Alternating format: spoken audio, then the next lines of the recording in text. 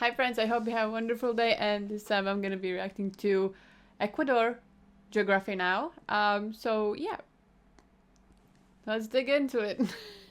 Hey everybody, say hi to Cindy. She is the only Ecuadorian I know. Wow, I'm so excited to be in Geography now. This is so cool. Yeah, I know, right? Hey, Barbie, can I? Go ahead. Barbie. It's time to learn geography. Now! Hey everybody, I'm your host Barbie. We're going straight to the belly button of the planet, and we have to be a little careful because it's been known to erupt frequently. Let's jump in.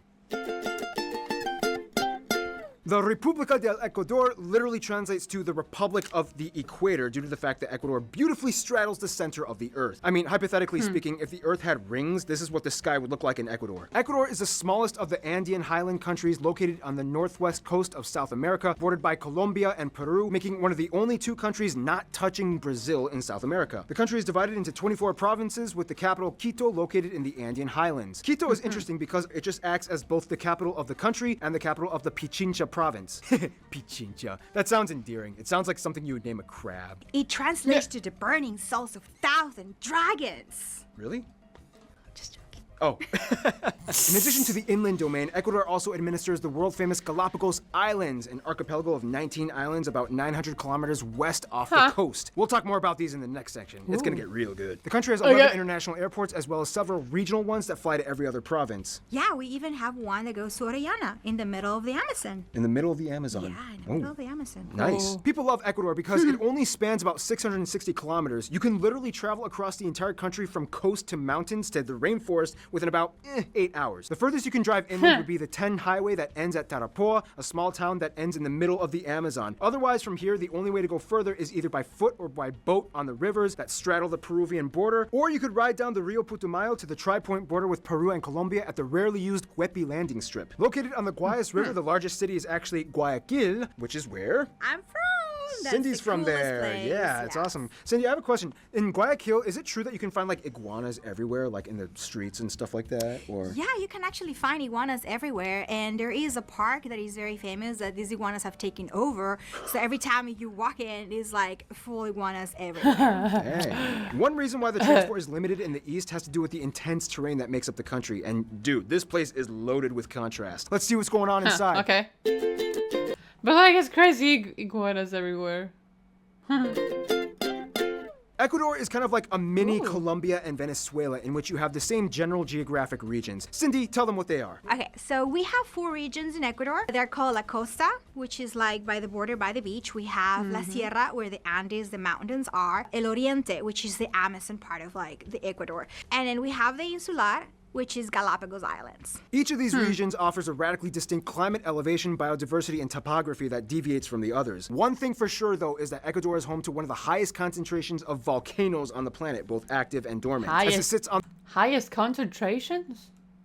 the ring of fire in the northern volcanic zone in the Andes, and thanks to the subduction of the Nazca Plate under the South American Plate, Ecuador is subject to regular volcanoes and seismic activity. The Sangay and Reventador volcanoes just erupted in 2016. Scary.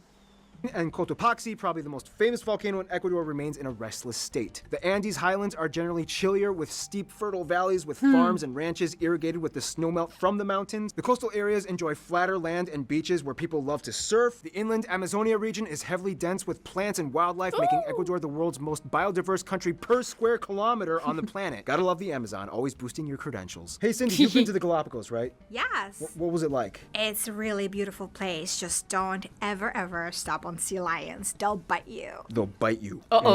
However, this place does come with a few guidelines.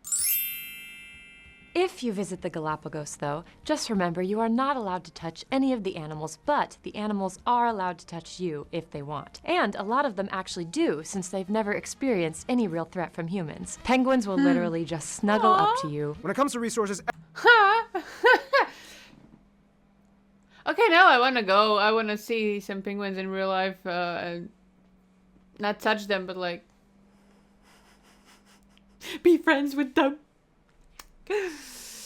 That's amazing. Ecuador is all about four things: oil, bananas, wood, and flowers. Oil makes up Ooh, over that 40% flower. of exports and provides over a quarter in public sector revenue. The problem is that most of the oil plots are leased in the eastern Amazon regions, so there's always a conflict with preservation. At around 25% of the global output, Ecuador is also the world's largest banana exporter. Go ahead, check that sticker on your banana. You have a 1 in 4 chance of it coming from Ecuador. Agriculture Hey. allows Ecuador to have an incredible selection of produce for some of their top-notch cuisine, such as We have guatita, we have seco de chivo, we have arroz con menestra, we have fritada and locro de papas. So there's so many. Oh yeah, I know. We also eat cuis. I knew it! Yes. The interesting thing What was that? though is that in 2008, Ecuador became the first country to declare nature as deserving constitutional rights, with a clause stating that nature has the right to exist, persist, maintain, and regenerate in its vital cycles. Almost as if it were a person. You know who else is like the people in Ecuador? The people. Ha ha ha. Once you meet an Ecuadorian, you will never forget them. First of all, the country has about 16.2 million people, and about 70% are mestizo. Whites and blacks and Amerindians each make up about 8% respectively, and the remainder are other groups like East Asians. Keep in mind, the white population also sometimes includes Middle Eastern peoples, predominantly Lebanese and Palestinians, some Muslim and some Christian. Yes, that's right, there are Christian Palestinians. They do exist. Of course, Spanish is the official language, and it's been said that Ecuadorian Spanish is one of the smoothest and easiest to understand, which is one of the reasons why Ecuador is consistently ranked one of the top expat destinations on the planet. You know, in addition to quality of life, cheap living costs, and decent pay. In certain areas, you can actually get a 3-course meal for like $3. Speaking of which, after the economic crisis in 2000, they switched their currency from the sucre to the dollar. In addition to Spanish, though, there are 14 indigenous languages that are recognized and established as regional languages, even though less than 10% of the population speaks them. The most prevalent of them being Quechua, spoken in the Andes, and Shuar, spoken in the Amazon. The government is actually trying to preserve the Quechua language by instituting Quechua programs and translations on TV, which most Ecuadorians are kind of like, okay, sure, whatever. Fun side note, Greedo from Star Wars actually speaks gibberish Quechua. Even though they are far and wide in dispersion, you can actually tell which tribe a person is from by what type of clothing they wear. For example, Otavalos, Salasacas, Saraguros, the Cañaris, the Shuar, and a ton of others. Yeah, the thing I about can see South that. America is that the further south you go along the Andes, the more indigenous the population gets until you hit Bolivia, where over 60% of everyone is Amerindian. Then it just kind of stops. Ecuador is kind of like the Andes Amerindian starting point. Along the northwest coast, you find the largest black population in the Chota and Esmeraldas regions, which have developed their own unique African-influenced Ecuadorian culture. Mountain folk are sometimes referred to as serranos, and costa folk are called monos? Really? Cindy, doesn't that mean monkeys? Monos? Yeah, it does mean monkey, and we kind of go with it. So but so you just kind of got cool with it over time? yeah, that's right. Barbie. Ooh. Culture-wise, again, it really depends on what region you're in. An Amazonian Ecuadorian will have a different set of value systems than a coastal or highland Ecuadorian, but of course, one thing that everyone can attest to is the structure of the family. As a predominantly Christian nation with the largest denomination being Catholics, many families value the godparent system, in which godparents are actually expected to provide both financially and psychologically to their godchildren. Otherwise, Ecuadorians everywhere are hardworking with one of the lowest unemployment rates in Latin America and enjoy doing their own projects on the side. They're really good at avoiding drama, which brings us to...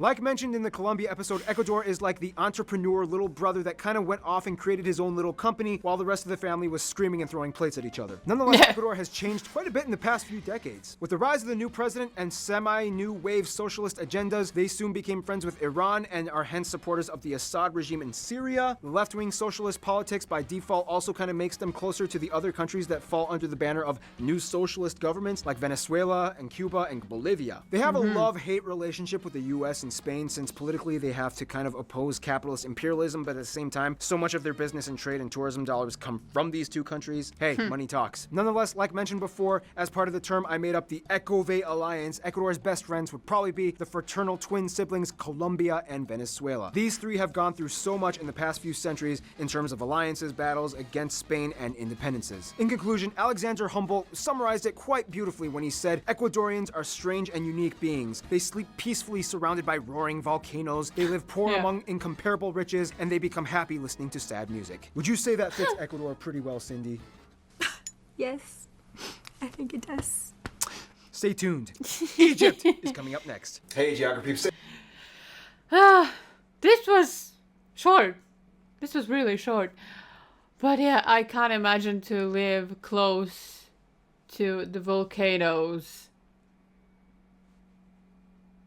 I wouldn't imagine it. I would be probably scared all the time. Like, I don't know. I don't know.